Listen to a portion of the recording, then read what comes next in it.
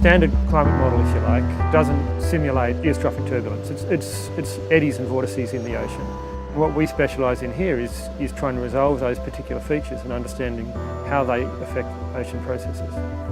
We know that only a third of Australians with a mental illness receive professional help. We really have to do something about that. Mood Gym was the first evidence-based online program to provide self-help for depression.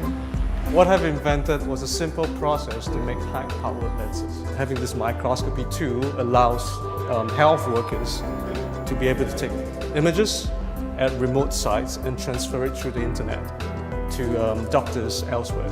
In this particular butterfly, the wing is always green to camouflage it, and the green colour is actually produced by this structure. It's not produced by pigment, it's produced by the structure of the hard stuff in the wing. I study past climates as a way to understand the climate changes that we're seeing now.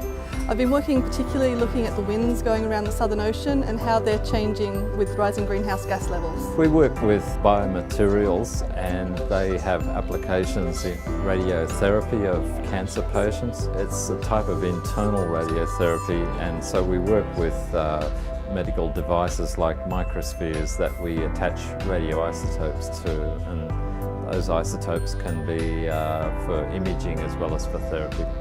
It's quite exciting as an optical engineer and physicist is that it opens up lens fabrication technology. So no longer we're very much restricted by the lenses you buy off the shelf. What you can really do now is actually make it at home and tailor it to your purpose.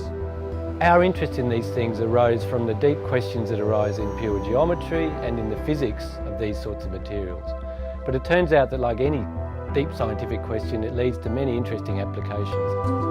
Internal radiation therapy enables you to localise radiation at the actual site of a tumour. It never rests, there's always new problems. Every time you solve one problem, there's a new one to solve, and that's the sort of thing I like. Working under Ken Freeman was such a privilege. He's such an amazing mentor. He really taught me the steps by which to break down a problem, approach it, and solve it. That's the most important thing you can take away from a PhD experience. When I reflect on the opportunity of studying at the Australian National University, I now know how lucky I was, how blessed I am. That's what the tensor, that's what's going on. It is a place where I think you have perhaps a more intense academic experience, and it's a very, very international university. That was one of the great things about ANU. You had this group of people dispersed across the university who were always willing to sit down and talk about issues.